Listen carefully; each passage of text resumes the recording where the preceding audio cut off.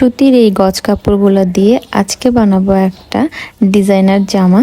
আর এই জামাটা বানাতে আমার কতদিন সময় লেগেছে আর কিভাবে বানালাম সবকিছু শেয়ার করবো আজকে আপনাদের সাথে। তো হ্যালো এভরিওয়ান, আসসালামু আলাইকুম। সবাই কেমন আছেন? আশা করছি সবাই অনেক বেশি ভালো আছেন। তো এই সুতি কাপড়টা অনেক দিন ধরে ঘরে পড়েছিল। অ্যাকচুয়ালি এই জামাটা আমি বানাতে চেয়েছিলাম না, ভেবেছিলাম যে আম্মাকে বানিয়ে দিব, কিন্তু আম্মা সাদা কালার পরতে খুব একটা পছন্দ করে না, যার কারণে বাধ্য হয়ে শেষমেশ আমিই বানাতে বসলাম। ভেবেছিলাম জামাটা ঈদের আগেই বানাবো, কিন্তু ঈদের আগে আর বানানো কমপ্লিট করতে পারিনি। বাসায় ছোট বাচ্চা আছে সেহেতু আমার একটু সময় বেশি লেগে যায়। তো এবার ফিরি ভিডিওর আসল কথায়, মূল কারণে। এই জামাটা বানাতে আমার বেশ কয়েকদিন সময় লাগছে। তো প্রথমে জামাটাকে আমি কাট করে নিছি, আর কাট করার পরে এই জায়গায় আমি 3.5 ইঞ্চি পরিমাণ পেস্টিং কেটে নিছি। এই পেস্টিং দিয়ে এই জামাটা বানাবো, মানে মূল ডিজাইনটা করব। আর আগে যে ফ্লাওয়ারের একটা পাতা করে নিছিলাম, সেই ফ্লাওয়ারের পাতাটা এভাবে বসিয়ে সুন্দর করে আমি আগে আঁকিয়ে নেওয়ার পরে এটা আমি কাট করব। এটা কাট করার পরে জামার উল্টা পাশে এটা এভাবে ইস্ত্রি করে বা আয়রন করে সুন্দর করে বসিয়ে দেব। আয়রন করে বসিয়ে দিলে এটা সুন্দর হয়ে থাকবে। আর এটা এইভাবেই বসাতে হয়। তারপরে আমি এই সাইডটাতে একটু করে কাপড় রেখে, মানে খুবই সামান্য পরিমাণ কাপড় রেখে আমি কেটে নিব।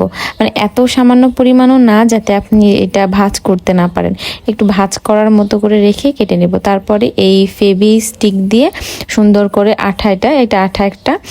আঠাটা লাগিয়ে সুন্দর করে কাপড়টা মুড়ে এইভাবে একটা ফুলের মানে শেপ দিয়ে নিব। তারপরে ফাইনাল লুকটা হবে দেখতে যাতে মানে এমনভাবে করতে হবে যাতে কোনো সুতা কিংবা ছোট কাপড়ের টুকরা বের না হয়ে থাকে। সুন্দর করে লাগিয়ে নেওয়ার পরে এটা শুকিয়ে নেব। তারপরে আমি হাতাটা দেখছি পুরাটাই পাতার ডিজাইন করে রাখছে এটা। আর ওটাতে একটু ভিতরে কাটা ছিল, এটার ভিতরে কাটা নাই, এটা পুরাটাই এইভাবে রাখছি। আর এর উপরে আমি প্রথমে এইভাবে এক কালারের কাপড় লাগিয়ে নিব। এই কাপড়টা আমি সুতার কাপড়ই রাখছি।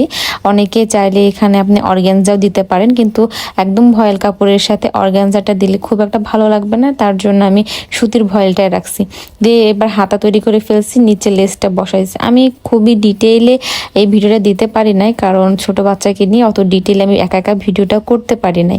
তারপরে হাতা রেডি করার পরে আমি জামার সাইডটা সেলাই করে নিয়েছি।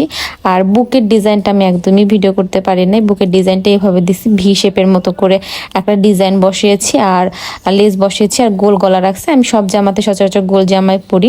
এখানে দেখে মনে হতে পারে যে জামার ডিজাইনটা হয়তো বাঁকা করে বসানো হয়েছে, আসলে বাঁকা করে বসানো হয়নি। আমি এই ডিজাইনটা ঠিকভাবে বসিয়েছি, কিন্তু জামাটা ধরতে গিয়ে দেখে মনে হচ্ছে বাঁকা। আর হাতার ডিজাইনটা হয়েছে এইরকম টাইপের। মানে আমি প্রথম ভাবছিলাম যে জামার নিচে যেমন আছে এভাবেই দিব, কিন্তু পাতার ডিজাইনটা করতে অনেক সময় লাগছে, যার বিধায় দিইনি। তো জামাটা কেমন লাগলো, খুবই সিম্পলের মধ্যে একটা ডিজাইন, সবাই কমেন্ট করে জানাবেন। আর এর সাথে যে পায়জামাটা আমি করেছি, সেই পায়জামার ভিডিওটা আমি আর একটা ছোট্ট ভিডিওতে সবার সাথে শেয়ার করব। আর সবাই অনেক বেশি ভালো থাকবেন, সুস্থ থাকবেন। আল্লাহ হাফেজ।